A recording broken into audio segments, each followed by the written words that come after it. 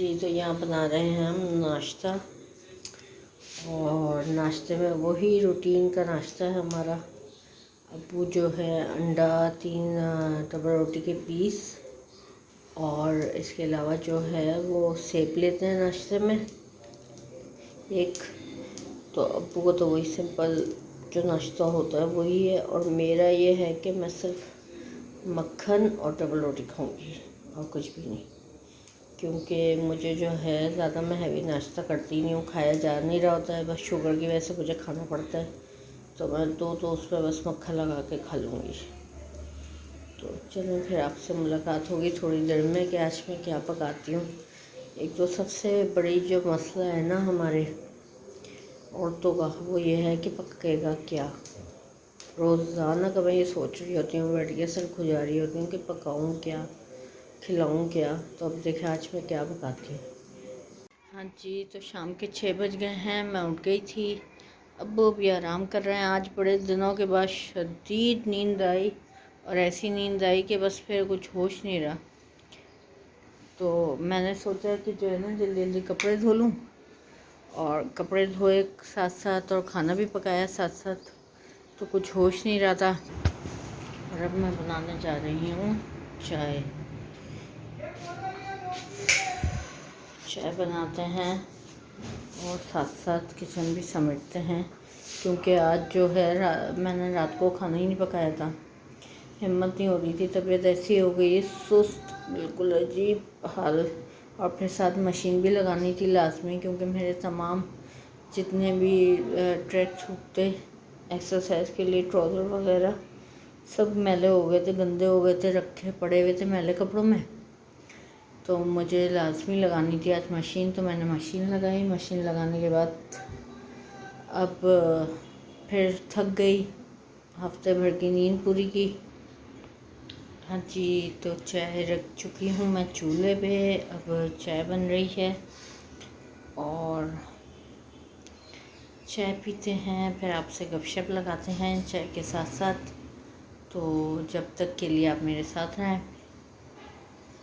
और आप लोग से रिक्वेस्ट है लाइक करें, शेयर करें, सब्सक्राइब करते रहें चैनल को काइंडली। हाँ जी, तो यहाँ अब्दुल्ला साहब आए हुए थे थोड़ी देर के लिए, बस ऐसे आते हैं और उनको घर जाना होता है, तो बस थोड़ी देर के लिए आए थे। मेरे इंस्ट्रक्टर का नाम है महराज फातिमा, और महराज फातिमा का काम बहुत ज़्यादा परफेक्ट है हर लिहाज से। वो हमें प्रॉपर एक एक बंदे के पास जाके उसको देखना, उसको करवाना, उसको जिम करवाना। अगर जैसे मिसाल के तौर पे मैं शुगर डायबिटिक हूँ, तो मेरे साथ प्रॉब्लम ये होती है कि मेरे हाथ पैरों में बड़ा पेन रहता था, जिसकी वजह से मैंने जिम ज्वाइन किया था। तो कहते हैं ना अल्लाह ताला आपको, जब आपकी नीयत अच्छी होती है तो अल्लाह ताला आपको बेहतरीन लोगों से मिलवाता है। तो वही वाली बात हुई।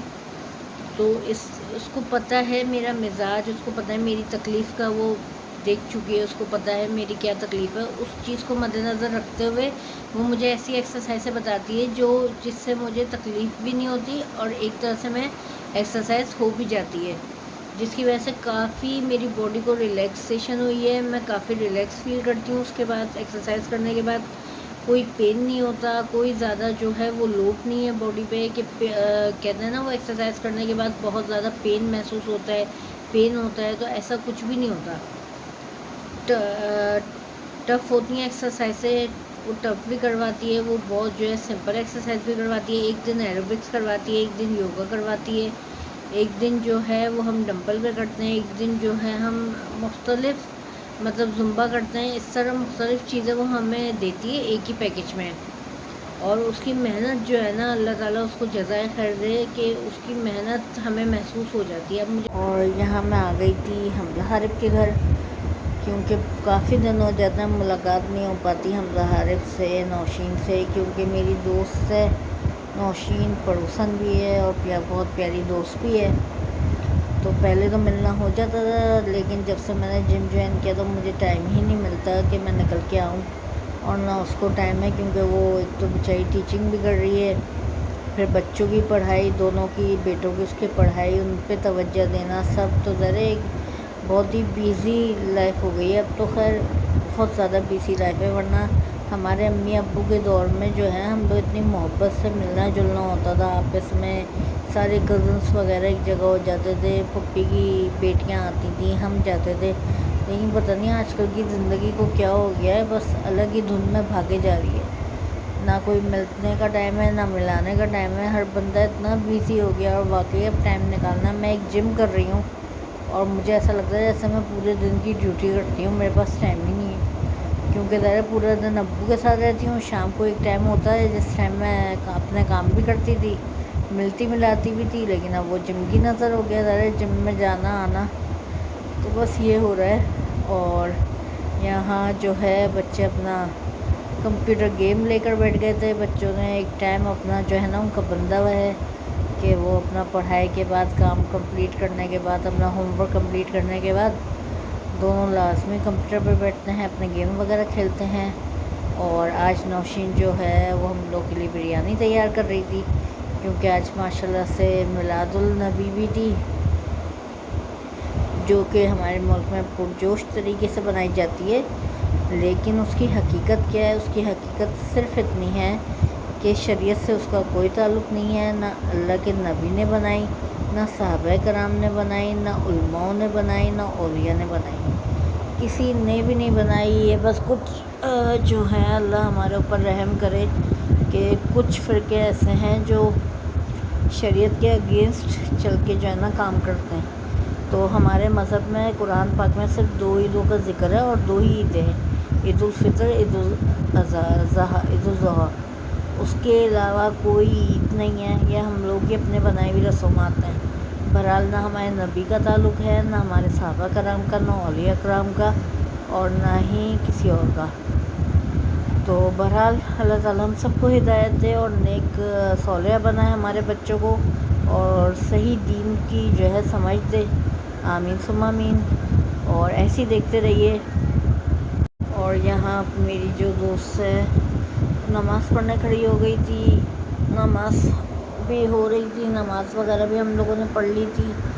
फिर उसके बाद जो है वो थोड़ी देर हमने टीवी खोला, तो टीवी में तो आज मिलादुल नबी की कई नातों के प्रोग्राम, नात ख़्वां वगैरह बैठे हुए थे, वो देखा थोड़ी देर। प्रोग्राम्स वगैरह तो बहुत अच्छे होते हैं, लेकिन बस वही है ना, एक रिवायत कायम कर ली है हम लोगों ने ना मज़हब के नाम पे, तो ये गलत है, एडिशन हो गया, बिद्दत कर दिया हमने। खैर यहाँ पे बिरयानी तैयार हो चुकी थी, और बिरयानी की बहुत ज़बरदस्त, देखने में जितनी स्पाइसी और मज़ेदार थी ना, खाने में उससे कहीं ज़्यादा मज़ेदार थी बिरयानी। मज़ा आ गया बिरयानी का। और माशाल्लाह जो है बहुत टेस्टी बनाती है बिरयानी, और इसके हाथ का जायका ही अलग होता है माशाल्लाह से, बहुत बेहतरीन बिरयानी बनाती है।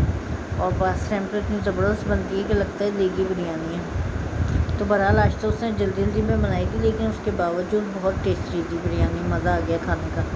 और मुझे तो बहुत ही पसंद है, मैंने कहकर ख़ास तौर पे बनवाई थी।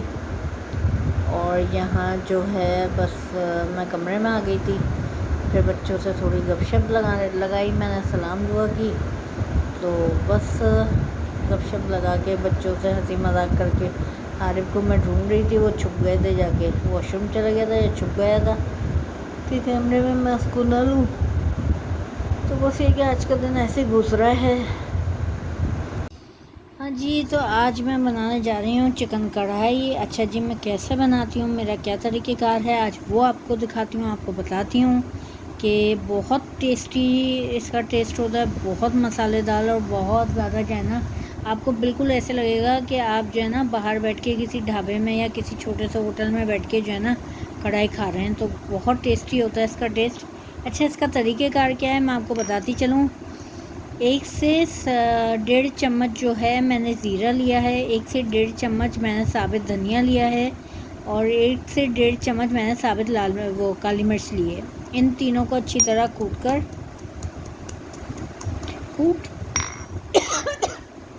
कुटा हुआ मसाला हो तो उसका अलग टेस्ट होता है, और अगर आपको बिल्कुल पिसा हुआ चाहिए तो आप वो भी पीस के भी डाल सकते हैं, बारीक भी पीस सकते हैं मशीन में। लेकिन ये कि मुझे ज़रा सा ना कूटा हुआ मसाला अच्छा लगता है, तो मैं कूट के डालती हूँ। मतलब इतना ज़्यादा ना वो साबित रखती हूँ उसको, ना उसको इतना ज़्यादा पीस देती हूँ कि उसमें मुंह में ना आए या टेस्ट ना आए, टेस्ट चेंज लगता है थोड़ा सा। तो और इसके अलावा मैं क्या क्या डालती हूँ, कैसे पकाती हूँ, वो सब इंशाल्लाह आपको साथ साथ दिखाती रहूँगी। आप लोग अपने घर में ट्राई कीजिएगा, उम्मीद करती हूँ आप लोगों को बहुत पसंद आएगी। और ये देखें मसाला, अब आप लोग देख सकते हैं कि किस हद तक आपने कूटना है। यहाँ मैंने बिल्कुल छोटे छोटे बारीक कर लिए हैं ताकि जो है ये इतना ज़्यादा महसूस भी ना हो कि मुंह में इतने बड़े बड़े से वो दाना आता है ना, वो बुरा लगता है, वो भी ना हो। और जो है मसाला इतना ज़्यादा पिसा हुआ भी ना हो कि एक जायका ही चेंज हो जाए। तो अब मैं आपको आगे के जो है ना सारा जितना भी इसका तरीक़ेकार है ना वो सब आपको दिखाती जाऊँ। अच्छा जी, यहाँ पे मैंने 3 से 4 जो है टमाटर लेकर उसको कट लगा के बीच में से और उल्टा करके रख दिया था गलाने के लिए। फिर मैंने इसकी यहाँ पे स्किन निकाल दी है, जैसा कि आप लोग देख सकते हैं। यहाँ मैंने गलाने के बाद थोड़ा सा इसकी जो है ना वो स्किन निकाल दी थी। तो अब बाकी का जो है वो मैं देखते हैं आप लोग। हाँ जी, तो व्लॉग मेरा ज़्यादा लंबा ना हो जाए तो इस डर की वजह से मैंने जो है थोड़ी सी स्पीड आगे बढ़ा दी है। और मैं आपको बताती जाती हूँ कि मैंने किस तरह सालन बनाया। तो टमाटर जो है जैसे कि मैंने आपको बताया कि उल्टे करके रख दिए थे, गला लिए थे, उनकी स्किन निकाल दी थी। उसके बाद उसमें लहसुन अदरक का पेस्ट ऐड किया।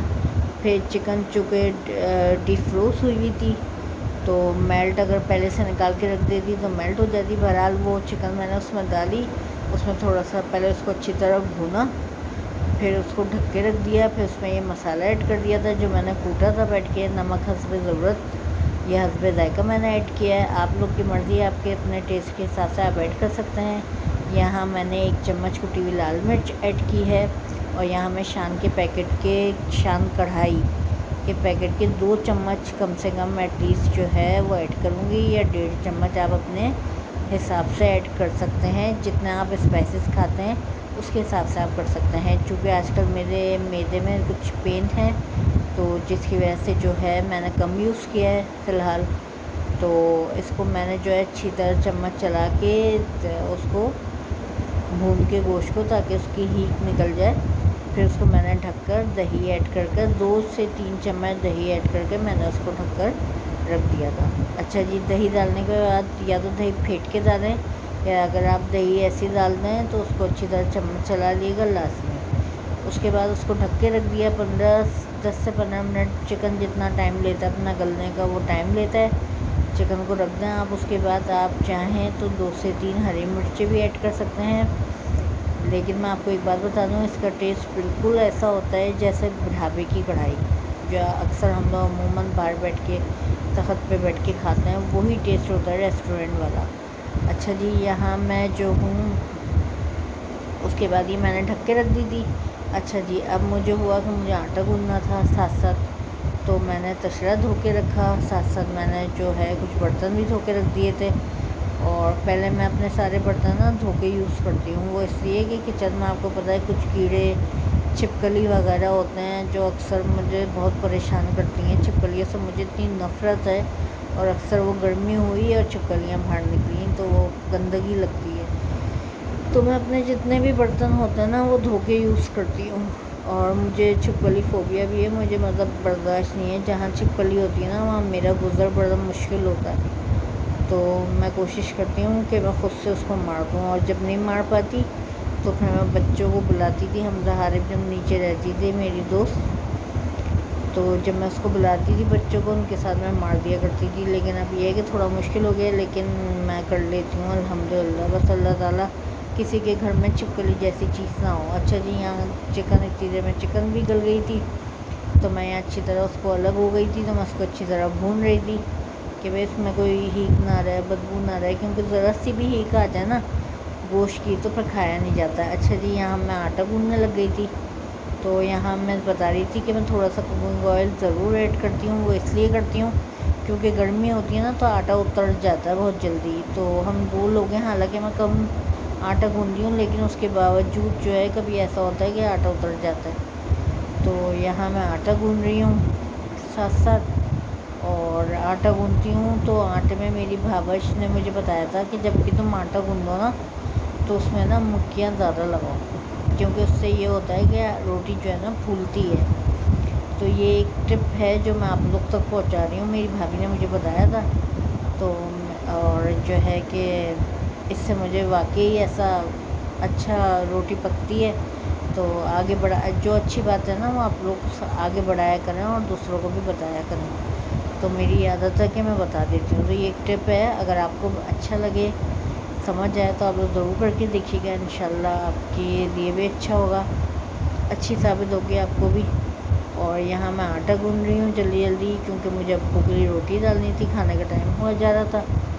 तो आज मैं चली गई थी तो ज़्यादा काम जो है मेरे रह गए थे, तो मैं साथ साथ काम भी कर रही थी और आटा भी गूँध रही थी, रोटी भी पक रही थी, खाना भी तैयार हो चुका था। और बस जी आजकल यही मसरूफियात हैं, जिम, काम, अपने घर के काम, और जो है वो यही मसरूफियात होती हैं। तो आप लोग की क्या रूटीन होती है, आप लोग भी कमेंट बॉक्स में जब भी देखें बताया करें। यहाँ मेरा आटा गूँध चुका था और अब मैंने वो बर्तन जो है भिगो के 10 रख दिया था, ताकि उसमें जो गंदगी लगी हुई है वो निकल जाए आराम से। और जो है ना मैं धो के रख दूँ। यहाँ मैं रोटी पकाने लगी थी। रोटी पकाने के साथ साथ मैं क्या कर रही हूँ, मैं यहाँ पे रोटी पकाने की तैयारी कर रही हूँ। तो यहाँ मैंने रोटी पकाई और यहाँ मैं फ्रिज में जो है वो आटा भी रख के आ गई थी। यहाँ मैं पूरी रोटी बेल रही थी।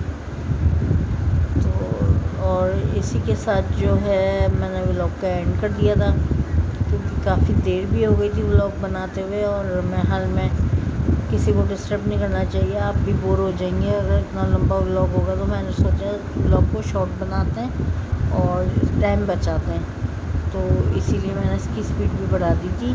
मैं उम्मीद करती हूँ कि जब आप लोग कढ़ाई बनाएंगे तो आप लोगों को ज़रूर मेरी रेसिपी पसंद आएगी और बनाइएगा तो मुझे ज़रूर बताइएगा। अच्छा जी, इसी के साथ व्लॉग का एंड करते हैं। अपना बहुत ख्याल रखिएगा, दुआओं में ख़ास तौर पे याद रखिएगा। और यहाँ मैं अब्बू को दवाएँ देने आ गई थी, हमारे खाने का टाइम हो गया था। तो चलें जी, खाना वाना खाते हैं और आपको खुदाफिज़ कहते हैं। फ़ी अमान अल्लाह। अपना बहुत ख़याल रखें, दुआओं में ख़ास याद रखें, मेरे लिए ख़ास दुआ कीजिए कि अल्लाह ताला रिज़्क़ में बरकत दे और अपने घर की एक बार ज़ियारत फिर करवाए। और आप सबको भी